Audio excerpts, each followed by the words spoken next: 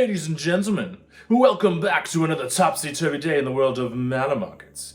It is the year 2022, and we are wrapping up the year 2021. And yes, for the year 2022, my goal is to grow out of puberty and to be able to grow facial hair like I have here. One of these days, I will be able to connect a beard, even though I have not been able to do so in my 31 years of life thus far. This is the year. But enough about me. This is not about me. This is about the year we had in Pokemon for 2021. So what I did through the Malamarkets Instagram account is send out a couple of polls for all of you to take, and I thought it'd be interesting to share the results here in an end of year, new year sort of format. I don't think I'll be able to keep up this voice the whole time, but I will try.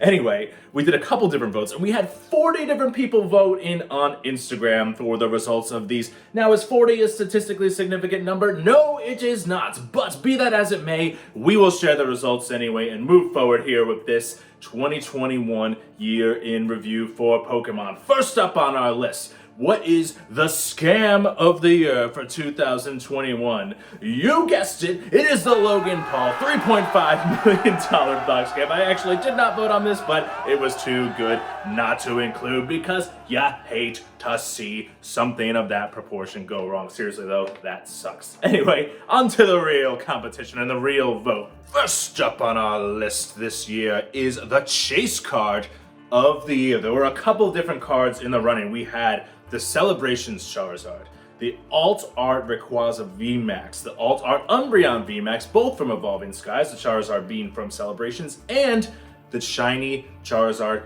VMAX from Shining Fates. Yes, that is correct, Shining Fates, though it seems like a year or two ago. Well, literally it was at this point. It came out in February 2021. Seems like forever ago, but that was actually in the 2021 set as well. And the winner of Chase Card of the Year is the Celebrations Charizard. Now, this was actually not my personal choice for Chase Card of the Year, but I will say that the Umbreon and Rayquaza were extremely, extremely close. With a larger pool, maybe there would be a different result. But the Charizard, the audience has selected as the Chase Card of the Year. Cool card, obviously the original print of the artwork by Mitsuhiro Arita for the artwork. Really cool card, and I still have yet to pull it, so maybe that's why it's not my choice.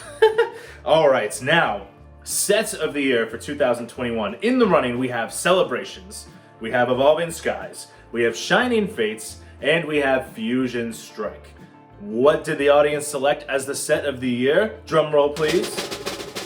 It is Evolving Skies. A fantastic set with Rayquazas, the evolutions in there. Honestly, this was my choice for set of the year as well. I think long-term Evolving Skies is going to be a fantastic set to hold and a fantastic set to open again in the future. Now, this was an interesting one. Where was your favorite place to buy cards in 2021? Was it places like eBay, Mercari, TCG Player, basically other sites in that kind of nature, where you buy through a third-party platform? Local card shop, interesting. Social media, aka through Facebook groups or through Instagram or things of that nature. And finally, live through apps like Whatnot. Always a fun time on Whatnot. And the winner of favorite place to buy, as voted on by the followers of Malamarkets on Instagram, is eBay, Mercari, TCG Player, so it's the third-party sites. Interesting one here. Local card shops were actually a close second. Local card shops, in my opinion, have been hit and miss. There are some that are excellent, that I love, and there are others that, are a bit overpriced and don't necessarily adjust to the market. There's one by me recently where I noticed they were selling a UPC for $400, and that has not been remotely close to the market price of a UPC for a long time now. So, you gotta be careful with some of those, but at least on eBay and all those sites, which I do buy some stuff from, it's annoying, sometimes things you overpay, but, pros and cons for everything, I suppose. Now, next we have, because we had the Chase Card of the Year and it was so close, we included a separate category for Alt Art of the Year. So we split it into two groups. One would be the Alt Art VMAX, the other would be the Alt Art V. So, first up, the Alt Art VMAX. What is the Alt Art VMAX pull of the year? Is it the Alt Art Gengar from Fusion Strike, the Alt Art Rayquaza, again all VMAX, from Evolving Skies, the Alt Art Blaziken from Chilling Reign, almost forgot, because everyone forgot Chilling Reign, and the Umbreon, also from Evolving Skies. And the winner is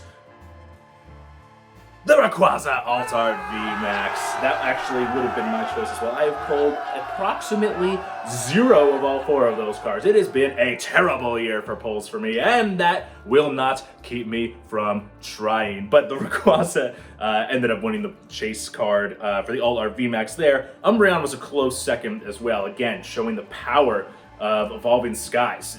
We have a tendency in these votes, it seems, to kind of vote towards the most recent stuff. That's what we're most excited to pull. The old stuff kind of, falls out of favor at times. So we're a little bit biased into the more recent stuff, which is all the more surprising that Evolving Skies, or not surprising, all the more telling that Evolving Skies still has this kind of staying power, even though it was released, what was Evolving Skies released? September-ish, maybe? Was it September? Is that right? Celebration was October, maybe August, somewhere around there. I forget off the top of my head. Moving on to the Alt-Art Vs. Here are our Alt-Art V nominations for the year. We have the Moltres Alt-Art V. I believe this one was from, this is Chilling Reign 2, right? Yeah, I keep forgetting all the Chilling Reign cards, jeez. Probably because I got literally nothing good from Chilling Reign all year. Not that I am butthurt about it, clearly I am. The Moltres. We have the Alt-Art V Mew from Fusion Strike. We have the Alt-Art V Umbreon from Evolving Skies, and the Alt-Art V Tyranitar from Battle Styles. Remember that? Seems like that card was popular at least 3 years ago. It was one of the classic cards at the time. When was Battle Styles? March, April 2021, something like that. One of the classic cards that you see that the alt-art that everyone wants, that's going for like $200, $250 immediately raw online, and now it's like $70.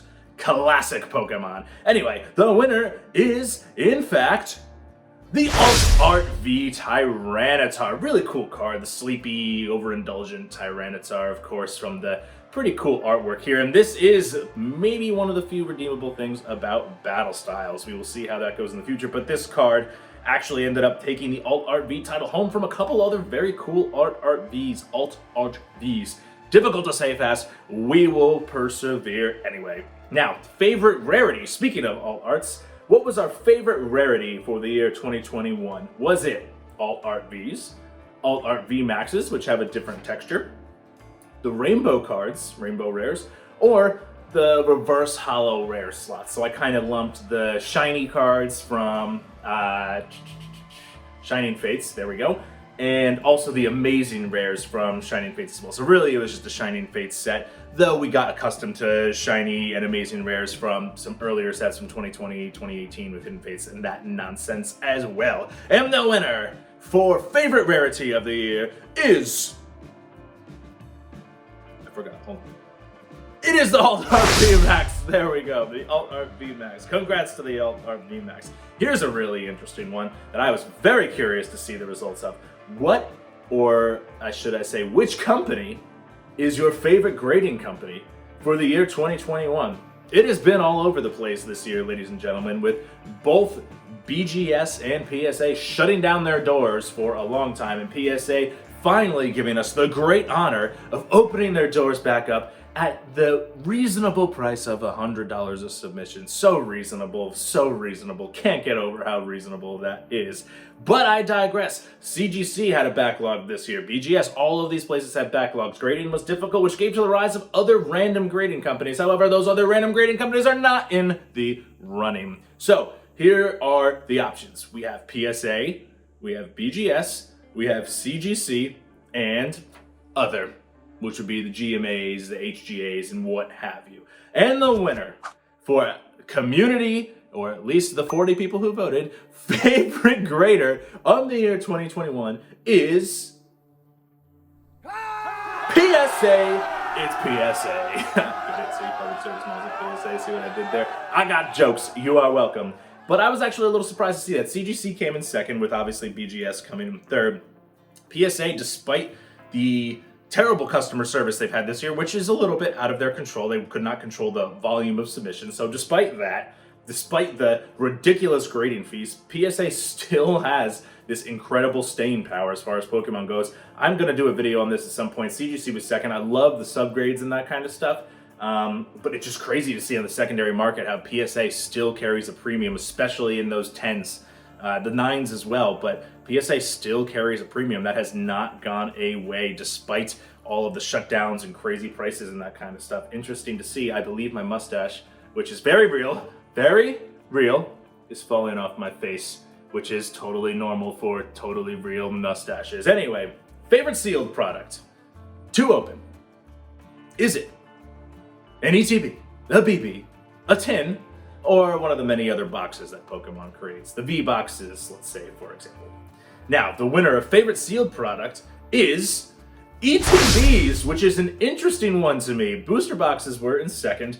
Fun to open with so many packs. ETBs are very cool and obviously have the cool saveability and displayability over booster boxes for sure, which is probably why the ETB took it, though the ETB market has been a little crazy this year with all the cards going down. Even now, ETBs are going for around $30 for some of the battle styles and what have you, which is under retail like everything else. Interesting to see now that we're in the year 2022, how things have changed throughout one calendar year. It is crazy. Now, the best to keep sealed long term, the best product from 2021, is it the Celebrations UPC, Evolving Skies booster box, Shining Fates ETB? Remember, there were no booster boxes for Shining Fates, or liberal wildcard here, a sealed copy of the special delivery Bidoof that was issued in the year 2021. Which card will it, well not card, which product will it be? The overwhelming answer, which I agree with, is the Celebrations UPC. Now, there have been rumors that they'll be reprinted a lot and there will be more of these. However, with the gold-plated cards and how difficult those are to grade, with the amount of stuff that's in there, with the cool promos, this is sure to be a great collectible long-term, particularly if you were able to get it at retail. I agree with that one. And the last question we have here, which PSA 10, yes PSA, which PSA 10 card from the year 2021 will be the best long-term value? Is it the Alt Art Umbreon VMAX, which was chosen on here because it's currently still more valuable than the Rayquaza? Will it be the Alt Art Umbreon VMAX, the Celebrations Charizard, the Gold Charizard from the UPC for Celebrations, or the Special Delivery Bidoof, which we did a video about on this channel months and months ago? And the winner of PSA 10 Best Value Long-Term Card, and the final test that we did, or quiz, or whatever you want to call it, is the Golden Charizard from the UPC, especially with all the news that those were extremely damaged in manufacturing. It's very hard to find a 10, and PSA stopped grading them for a while. I agree that that will be the best long-term card to hold. I'm also a little bit butthurt about the Bidoof, which is in second place because mine got a 9, and I was very angry about that. Not pleased, not pleased. You hate to see it. You hate to see it, hate to see it. Anyway, thank you very much for joining us here in the year 2021. It has been a really great pleasure getting to meet many of you this year, and thank you all for supporting the channel. Now we will be continuing more stuff in the year 2022. I would love to get to 1,000 subscribers by the end of the year for 2022. It's a major goal of mine, and I'm going to be consistent with posting. So if you don't mind liking, sharing, subscribing, all of that kind of stuff, I would really appreciate it. I really hope one day that this mustache will actually be real and that I actually hit puberty and can finally grow facial hair, but I am not holding my breath. Thank you all again. I appreciate all the support the last year, and we'll see you on the next video.